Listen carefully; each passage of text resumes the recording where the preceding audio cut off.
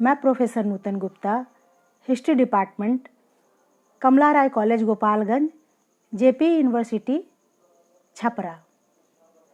छात्रों, आधुनिक भारत के इतिहास में हम लोग भारत का governor general Lord William Bentinck के बारे में आज अध्ययन करेंगे।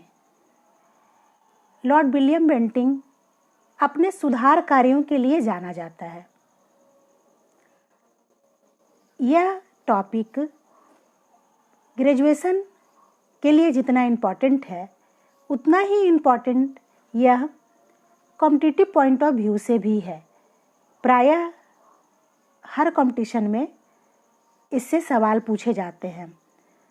साथ ही साथ ये हमारे विश्वविद्यालय में पार्ट 2 के सब्सिडरी का भी एक महत्वपूर्ण टॉपिक है। तो छात्रों, हम लोग ये देखें कि इसका कार्यकाल जो है वो भारत में 1828 ईस्वी से 1835 ईस्वी तक है। यहाँ देखिए, 1828 से 1835 ईस्वी इसका कार्यकाल है।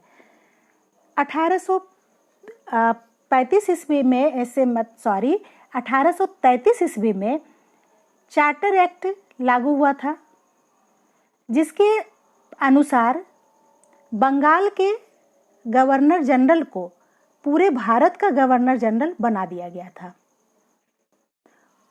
उसी दौरान चूंकि लॉर्ड विलियम बेंटिंक उस समय बंगाल के गवर्नर जनरल थे, इसलिए इन्हें भारत का गवर्नर जनरल बना दिया गया। कई बार ये सवाल पूछे जाते हैं कि औपनिवेशिक भारत का प्रथम गवर्नर जनरल कौन था, तो यह होगा लॉर्ड विलियम बेंटिंक। जब ये भारत में आया था पहली बार 1803 ईस्वी में, तब ये चेन्नई का, जो कि उस समय मद्रास था, वहाँ का ये गवर्नर बन करके आया था। चूँकि 1833 का जो चार्टर एक्ट पारित हुआ, उसका उद्देश्य था औपनिवेशिक भारत को एक बृहत बाजार की तरह से इस्तेमाल करना। इसी उद्देश्य की पूर्ति के लिए ये जो चार्टर अधिनियम लाया गया था, उसमें भारतीयों के लिए उदारता दिखलाया गया था। इसमें सभी प्रकार के वित्तीय एवं प्रशासनिक शक्तियों का केंद्रीकरण गवर्नर जनरल के हाथ में कर दिया गया था। साथ ही साथ देखते हैं कि ईस्ट इंडिया कंपनी के नागरिक एवं सैन्य संबंधों का नियंत्रण, साथ ही अधीक्षण और निर्देशित करने का अधिकार भी सपरिषद गवर्नर जनरल के हाथों में दे दिया गया था।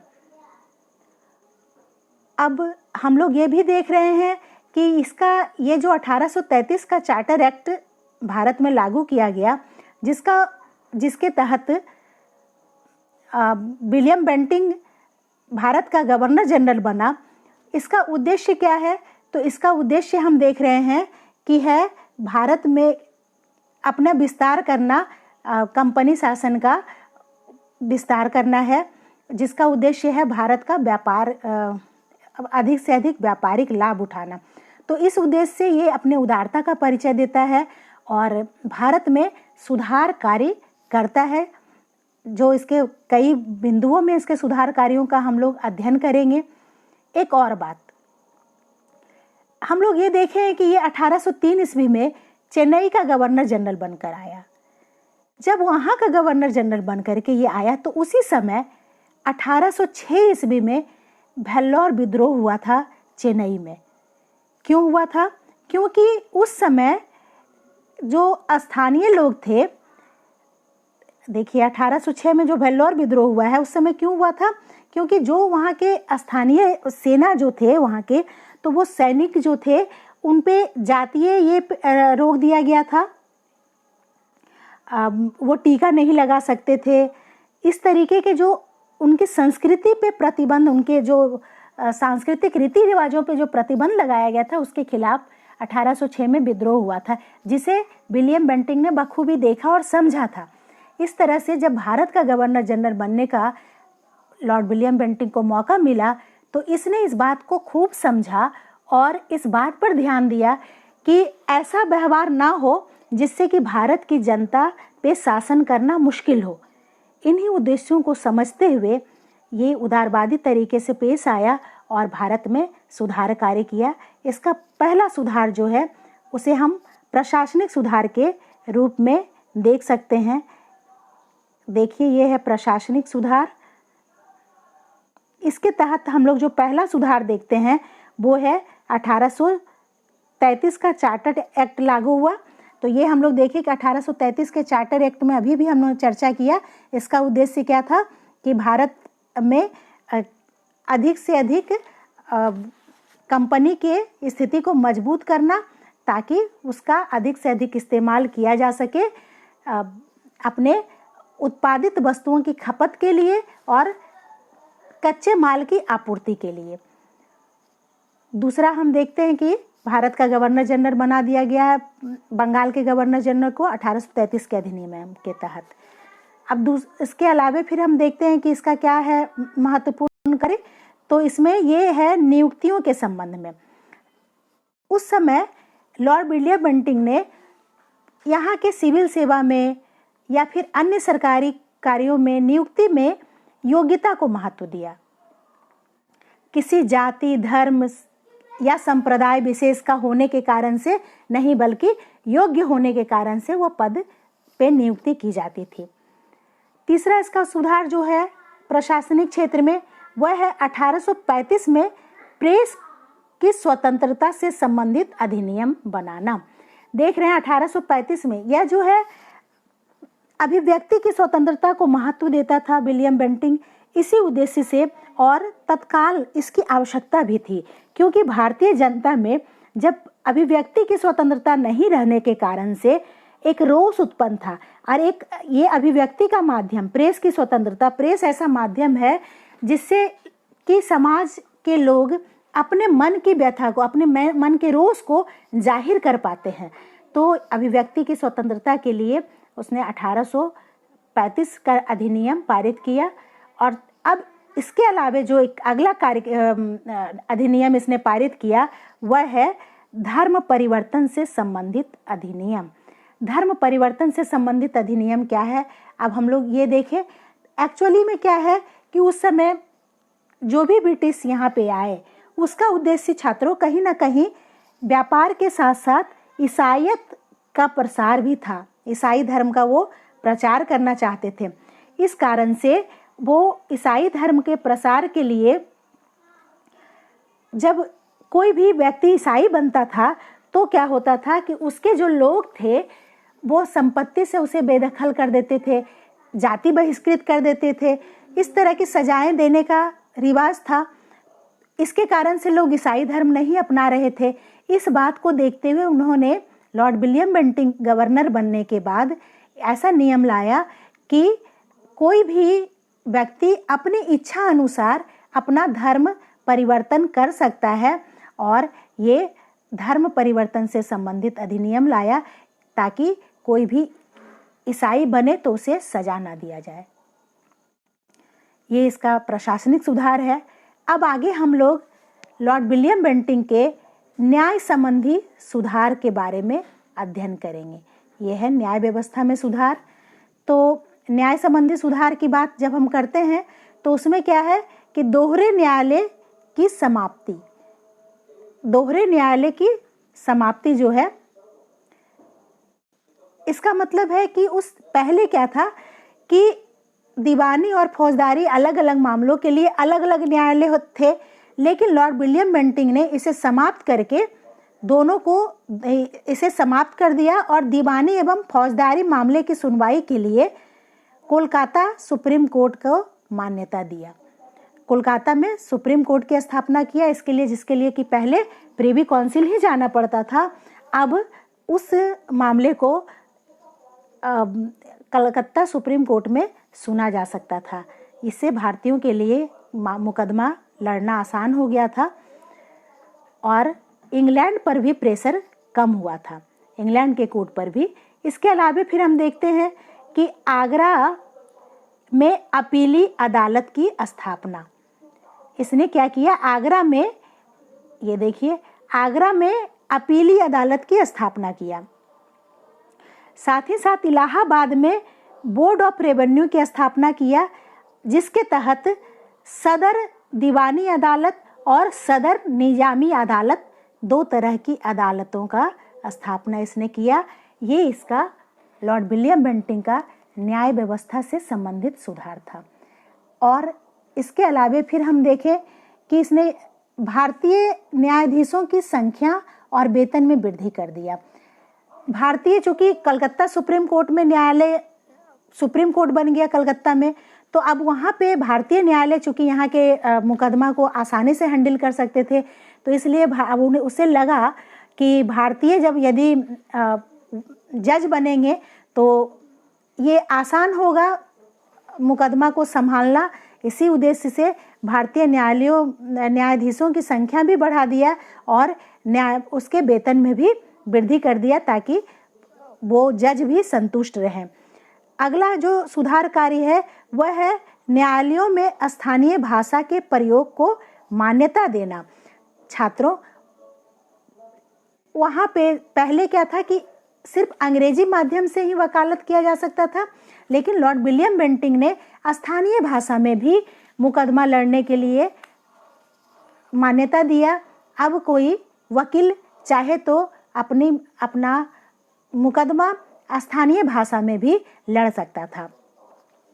इस तरह से इन सारी गतिविधियों के द्वारा हम देखते हैं कि लॉर्ड विलियम बेंटिंक ने दंड संहिता को सरल बनाने का प्रयास किया, ताकि भारतीयों का विश्वास अंग्रेजी सरकार पे निरंतर बढ़ता रहे और उन पे शासन करना आसान हो।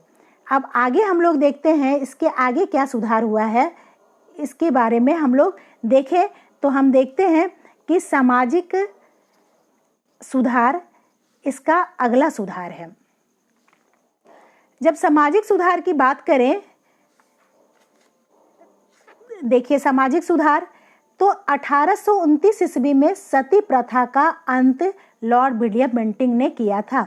यह एक बहुत महत्वपूर्ण सुधार है, यह बहुत महत्वपूर्ण सामाजिक कार्य है, अधिनियम है, जिसे लॉर्ड विलियम बेंटिंक के द्वारा बनाया गया था।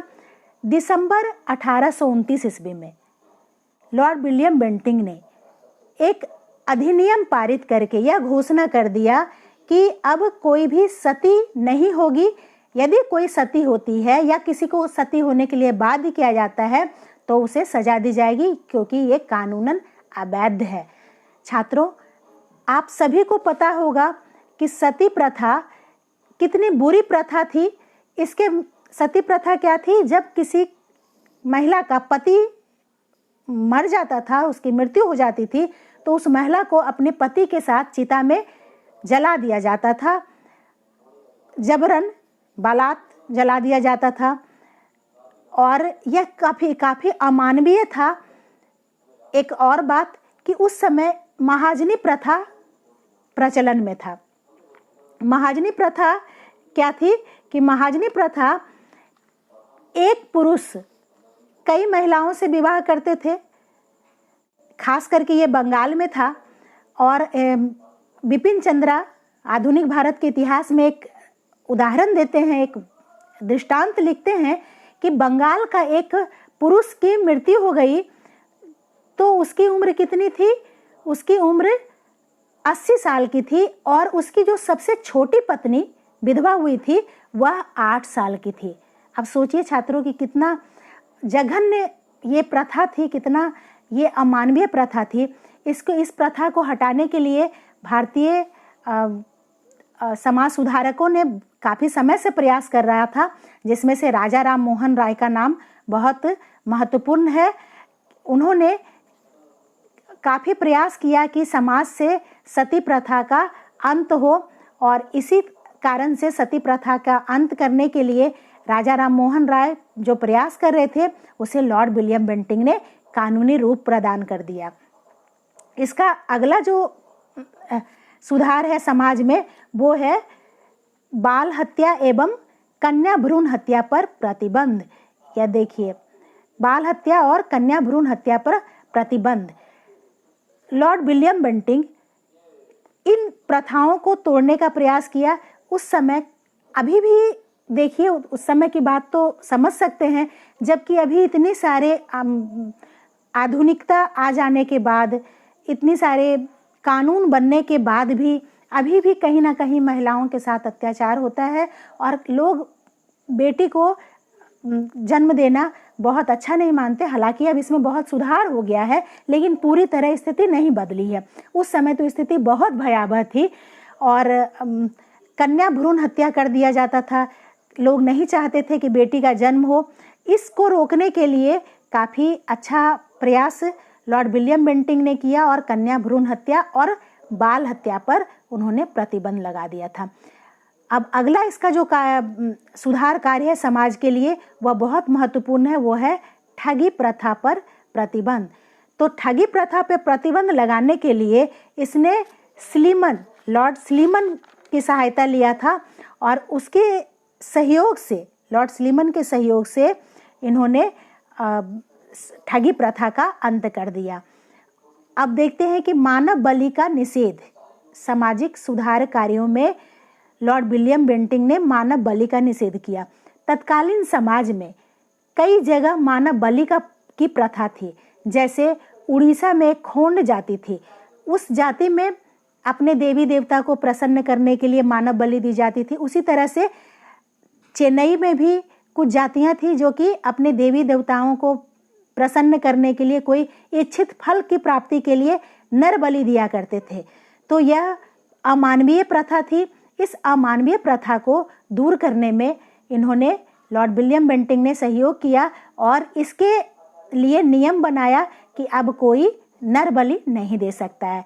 और अगला इसका जो सुधार है वह है दास प्रथा का अंत। यह बहुत महत्वपूर्ण है कि दास प्रथा क्या था कि जब कोई व्यक्ति किसी से कर्ज लेता था और उसकी भरपाई नहीं कर पाता था, या फिर कभी कभी लोग बेच भी देते थे मानव को, मतलब अपने बेटे को, भाई को या किसी को भी इस तरीके से वो दूसरे के यहाँ बेच देते थे और वो हमेशा गुलाम रहता था उसका, और उसके ऊपर कई तरह के अत्याचार किए जाते थे।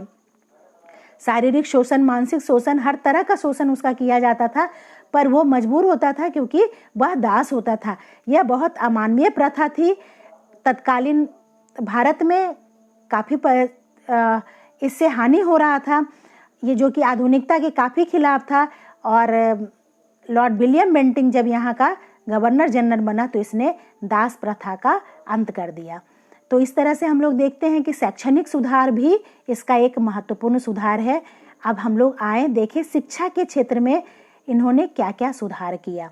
तो लॉर्ड विलियम बेंटिंक शिक्षा के क्षेत्र में भी महत्वपूर्ण सुधार किया।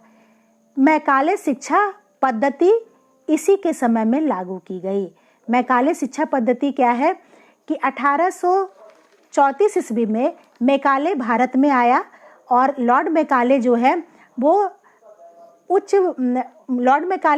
गवर्नर जनरल का विशेष सलाहकार बन करके आया था और यहाँ आने के बाद उसे शिक्षा विभाग का भी सलाहकार अध्यक्ष बना दिया गया। तत्कालीन शिक्षा जगत में, भारत में पाश्चात्य शिक्षा और भारतीय शिक्षा के बीच में बहुत कसमकस चल रहा था कि कैसे शिक्षा पद्धति होनी चाहिए। इससे पहले एक आयोग जो गठित किया गया था और उसने जो रिपोर्ट किया था उसके अनुसार क्या था कि वो इसके पहले, लॉर्ड मैकाले से पहले शिक्षा से संबंधित एक आयोग गठित किया गया था और उसने 3 बातें रिपोर्ट में दिया था। अब वह रिपोर्ट क्या था कि रिपोर्ट में यह था कि पहला तो ये था कि शिक्षा जो है वो गुरुकुल पद्धति से दी जा रही है। उसने अपने सर्वे के आधार पे कहा कि भारत में एक लंबे समय से शिक्षा जो है वो गुरुकुल पद्धति में दी जाती है, जो कि जहाँ पे कि कोई फीस निर्धारित नहीं है शिक्षक की, और शिक्षक जो है पेड़ के किनारे, चाहे किसी मंदिर में, चाहे किसी सार्वजनिक स्थल पे बैठ करके 10-20 छात्रों को शिक्षा देते हैं और विज्ञान का और मतलब सामाजिक विज्ञान, जो व्यवहारिक विज्ञान कहिए, व्यवहारिक गणित, बही खाता से संबंधित ये सारे, और भाषा की शिक्षा उस समय दी जाती थी। दूसरा जो रिपोर्ट दिया गया था मैकाले से पहले, उसने ये कहा था कि यहाँ पे जो है पाठशाला भी व्यवस्थित नहीं है और ना ही मतलब सिलेबस निर्धारित है। तो इन सारी कमियों को देख करके अब पाश्चात्य शिक्षा दी जाए या भारतीय शिक्षा दी जाए, इस पे कसमकस चल रहा था। तभी ये मैकाले आते हैं और मैकाले ने जो अपना रिपोर्ट 1835 में प्रस्तुत किया, उसमें उन्होंने कहा कि भारत की जो शिक्षा व्यवस्था है वो होनी चाहिए अंग्रेजी भाषा में, अर्थात इन्होंने आधुनिक शिक्षा और अंग्रेजी माध्यम को लागू करने पे बल दिया। इसका मैकाले शिक्षा पद्धति जो है उसको डाउनवर्ड फिल्ट्रेशन सिस्टम भी कहते हैं। इसका मतलब होता है कि जब आप ऊपर में यदि कोई एजुकेशन देंगे, ऊपर से मतलब उच्च वर्ग के लोगों को, तो वो छन करके निम्न वर्ग के लोगों तक पहुंच जाएगी। अर्थात अंग्रेजी माध्यम से ऐसे इस शिक्षा का उद्देश्य, मैकाले शिक्षा पद्धति का उद्देश्य था कि एक भारत का वेशभूषा में अंग्रेजी आदमी को तैयार करना, जिसमें अंग्रेजियत हो, ताकि वो अंग्रेजी सरकार और भारतीयों के बीच मध्यस्थता का काम कर सके। इसी उद्देश्य से मैकाले शिक्षा पद्धति दी गई थी। और उस समय जो अंग्रेजी माध्यम से शिक्षा देना था, इसके लिए कई स्कूल खोले गए और 1800 यहाँ पे होना चाहिए था। 1835 में कोलकाता मेडिकल कॉलेज की भी स्थापना की गई थी। और इस तरीके से हम देखते हैं कि मैकाले ने कई एजुकेशन सिस्टम में भी सुधार करने का कोशिश किया। और इस तरीके से मैकाले की जो सुधार कार्य है वह भारतीयों के लिए काफ़ी महत्वपूर्ण साबित हुआ। यद्यपि उसका उद्देश्य भारत का कल्याण करना नहीं था, अंग्रेजी सरकार को मान्यता देना था, उसको स्थायित्व प्रदान करना था, उसको लोकप्रिय बनाना था। बावजूद उसके जो उन्होंने सुधार कार्य किया वह स्मरणीय है। और इस तरह से लॉर्ड मैकाले का जो है, हम देखते हैं कि सुधार कार्य काफ़ी भारत में स्मरणीय रहा। धन्यवाद।